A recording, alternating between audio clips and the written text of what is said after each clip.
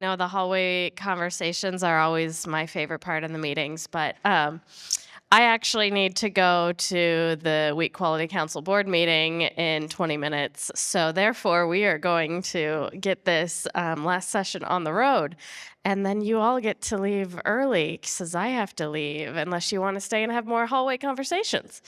So I have a set of questions here that I would really like to get your feedback on, and thinking about how we use the information we've discussed today to move the Coalition for Grain Fiber forward.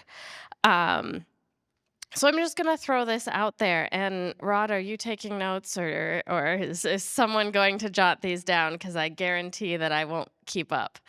Um, yes. And, I do this for a reason. Last year, our takeaways ended up in a white paper. And so this is really helpful for us. So, what are your key takeaways from this year? What is one of the most important points you heard today that you didn't know prior to this meeting about either grain fiber or thinking about deploying grain fiber in wheat? Or that you already did know and you just want to emphasize again. Or you can emphasize something and I am a university professor. I can sit up here and wait out awkward silence for a long time. Despite the science that we saw presented today, we still don't have a functional understanding that breeders can use that partitions the variation into genotype, environment, or the combinations with management. We still don't understand fundamentally the G by E that we do have and what underpins that. Good point. We still need to do that breeding research to answer the question, what's going to happen when we deploy this? Are we going to see things happen on a regional scale that we expect? Is this going to have to be managed by the truckload? And I really hope it does not. So I'm wondering why we can't make snack foods taste good and also be healthy. Get that high fiber in the pizza for my spouse.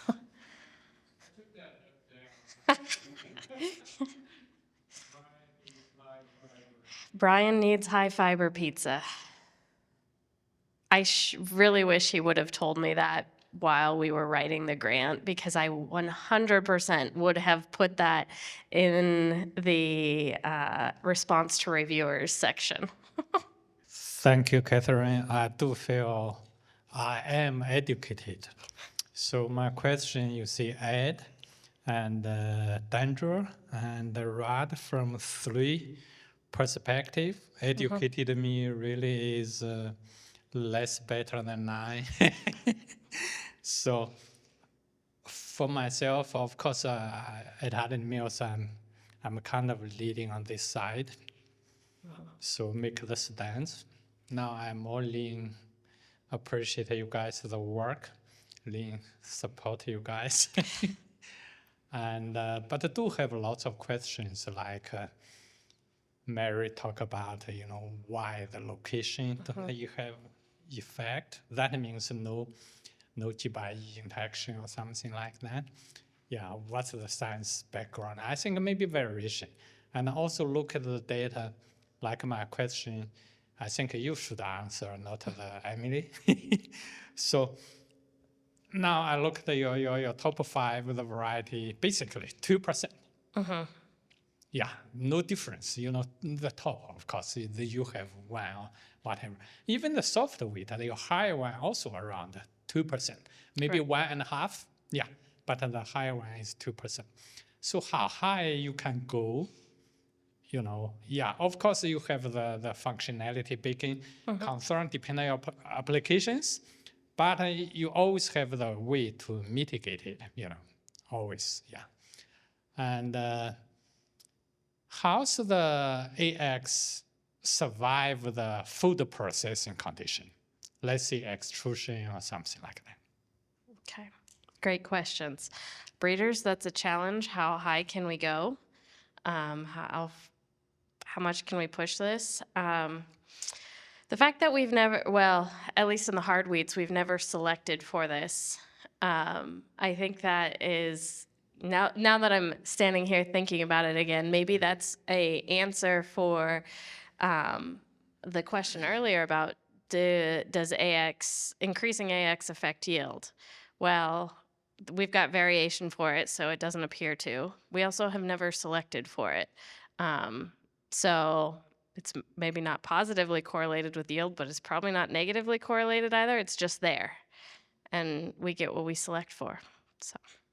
So for the parents, the parents of the variety, Yume 34, I know Peter Shui in UK used for this purpose, but the Pullman, Washington, the USDA-ARS use it for many years. But last month I just learned the use for as a check is a yuck variety.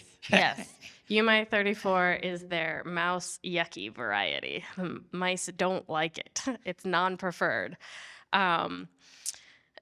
We also have some research going on at the University of Nebraska because we're trying to formulate some mouse diets. And every time I get an email from Devin Rose that says, did you know that UMI 34 does this? And I'm like, no. So there might be some other things going on in UMI 34 that we're going to need to keep an eye on. And I think some of the things Devin's found really do potentially explain that yuck aspect. So we've had some questions here. Are there other questions that you think need to be prioritized by the Coalition for Grain Fiber? Ed, you've got a comment. Oh, right here. One of the topics that came up in a lot of the discussions as I prepared for the panel, and it was brought up by the grower group as well, is just how to incentivize the market development. I mean, we touched on it at a couple of different levels: consumer, miller incentives, market incentives for the grain handling facilities. How do we create value and value perception? Again, I want to come back to this because I think it's a key process. I think Justin Gilpin, when I was talking to him, said, you know, it's like trying to push rope, right? It's a whole lot easier to pull it. And so I want to come back to that there is some component of this that has to be budgeted or figured out for market development, and what does it look like so that there is some pull in the system that creates that incentive to pull it through, right? Because we can certainly create a lot of push by saying, okay, we want to hit this target, we're going to select, and maybe it just goes through without a lot of notice, but it sure would go a lot faster if we had a pull. So just a thought. Other questions that should be prioritized?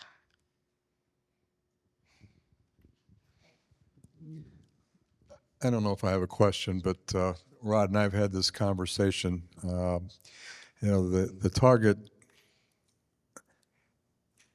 Ron said people can't afford $4 bread. They can't. Most people can't afford $4 bread. And this whole project is targeted in large part to those people that can't afford $4 bread. And then be able to get the health benefit and not have the, you know, the pharmaceutical side of things to keep them healthy. And of course, all the other questions about how much is enough and all of those things and how will it work. But, you know, I hear a lot about, you know, the value creation and a lot of those things, but, and they're absolutely on target here. But the people that need it the most are the people that can't afford $4 bread. And we just got to keep that perspective. Jackie, did you have a comment? I guess really don't want to say this, but we don't have a product. And there's a lot of these questions that are not going to be answered until there's a product. And a product is not one variety that's been back-crossed. A product does have several different ones in different regions, and to get enough grain to do something with. And so we've just got to, everything else has to be done, but you've got to push the breeding, and it's not a simple thing without somebody working towards that in each region and getting it done. And again, it's not a back cross. It's putting things into a forward breeding program in multiple programs and letting what comes out, and then start testing it. And that can be done, it's not just necessarily double haploids, but there's double haploids. There's a lot of, quicker breeding methods now. There's just different ways of doing it, but we're not doing that. We're piddling around on the breeding side. So I don't know that it's strictly true that we haven't selected for high AX in our hard wheat classes, because some hard wheat breeders do actually watch the water absorption on their flowers, on their quality reports, and do actually discard low water absorption wheats explicitly. It's one of the numbers that they get.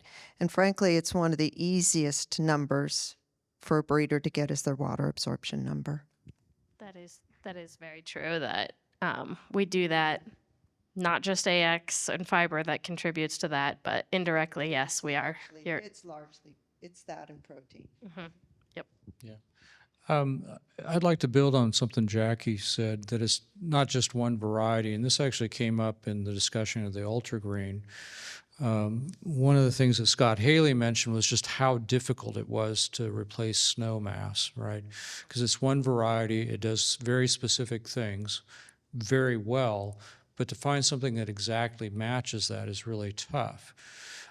It's much easier to have a set of varieties that you can swap into. So in other words, you're going into 4 or 5 varieties, and one out of that can be swapped pretty easily. Markets that, especially wheats that deal with that type of class, are really a lot easier to manage. But that succession in developing a product is really a hard transition. And I don't see the grower here.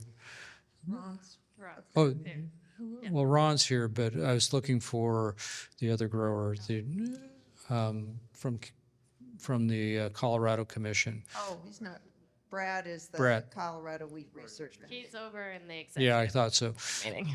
But anyway, that was really a problem kind of in that transition first to, from the AgriPro program to SnowMass, and then from SnowMass, the Thunder CL didn't quite match it, and it really was kind of sketchy for a while from the description of Scott. That was Scott's technical term, all right? So I'll just use it.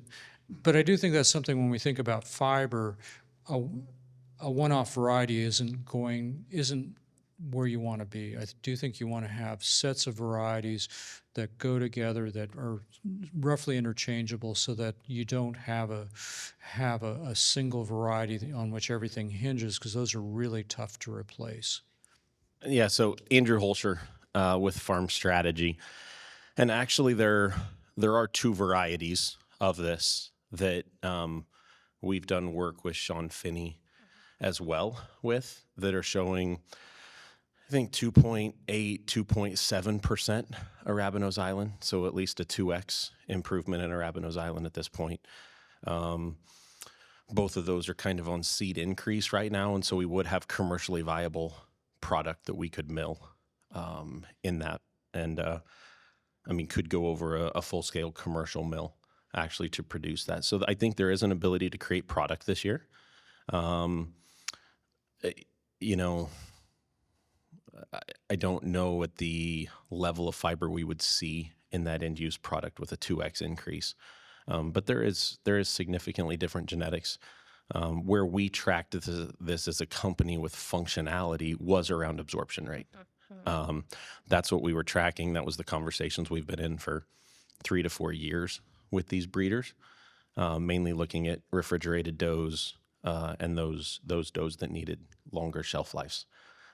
So there is some product out there that could be tested significantly, and we'll have enough acreage that if we wanted to look at the expression of these traits across different growing production regions, both of these have decent adaptabilities that would give us, multiple farmers, multiple soil types, multiple different functionalities. So that is something that has been actually in process from a commercial market standpoint that we've been working on with multiple universities.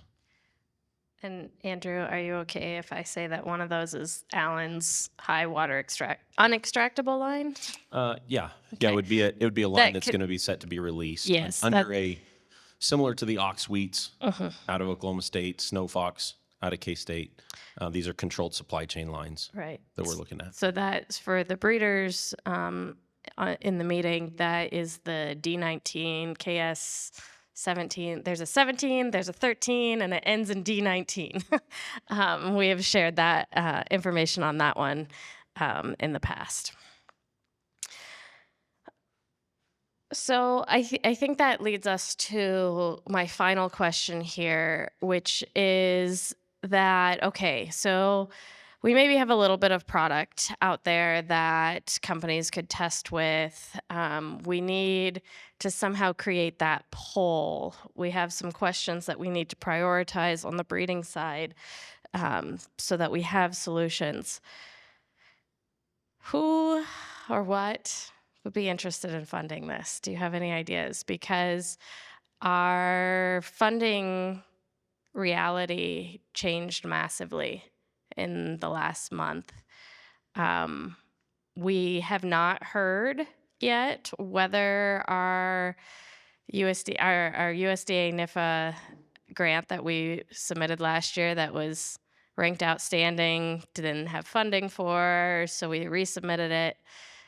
We didn't get the notification on that before changes in administration. So we don't know what's going to happen with that. And that grant would have funded a lot of the answers to Mary's questions on the breeding side. So if that's not an option anymore, if we don't have Sean Finnie at Western Wheat Quality really pushing this as a priority, where are our options? Who should we be talking to? Where can we get buy-in, and how do we start building those relationships to those other funding agencies? Because we're going to have to get creative, and I would gratefully take any of your ideas for that. Just to give some ideas to prompt further. This effort is significantly different than most in agriculture because we are talking about, as Brian mentioned, social benefit for a lot of underserved communities, as well as benefits for companies and as well as for others. And so where we've begun highlighting and just begun doing some research is on the nonprofit side, right? NGOs with funding for various socially focused organizations like the Robert Wood Johnson Foundation. Just wondering, maybe that will spur some further ideas or thoughts. So we have learned that Rod can't take my awkward silences. Yes, Zoom. And if you've got comments on Zoom, feel free to chime in. This is a really hard question because as academics, we're used to being able to write grants. For reality, I think if you get the funding, it might be easier your combination of the AX and other, let's say, quality trait. Mm-hmm. Only pure AX, especially for the short term, you didn't see very vital to make it commercial. So if your combination, you see, let's see, like a snowmass, you're really strong, yeah, or even other treatment, shelf life for whole wheat. Of course, you focus on the endosperm, yeah. So that will be different. Change your lipids, enzyme profile. Then I have for sure have the opportunity, some kind of. Right. Thank you. All right. So you all are off the hook because I have to go to my next meeting. But I am commanding you all, this commandment here, that as you see funding opportunities or you see foundations or groups that may be interested in this research, in supporting part of it or helping with deployment, helping develop that pool, I would challenge you to either, chat with them about it, see if they're interested, forward the information to Rod or connect Rod or me or Itria with them. We would really be happy to help build those coalitions. We have a whole science advisory board that is also working to make those connections, but the more people, the better. So with that, I really thank you all. I'm going to turn this over to Rod, and then I hope to see you all soon. And I just will, as the last point here, that something else that we will be reaching out. Of course, we talked this morning about a couple things, what we'll be asking for straightforward support for in terms of outreach to farmers and that sort of thing. The other thing that I'd highlight is that we are planning to build, and it's partly related to the whole funding, is a advisory board that will be, there's one on the public health and healthcare side, people like MDs and such who are interested in public health. And there's one that is focused on farmers and growers. What do we need to make sure that we maintain good contact with them about what's going on? Is that community in terms of funding and developing funding? And the third one is particularly people interested in community health. And so that we can get some of the people who are already engaged, who are knowledgeable about those communities involved in this, understanding what we're doing, the benefits for the things that they care about, and helping us to bridge the gaps to them. So if you have people who would be good advisors on those really, really helpful to us and very valuable, please pass those on. We will be asking for that. On that note, I think it's time to enjoy an afternoon and evening after maybe a little bit cooler than it is in here. Thank you very much.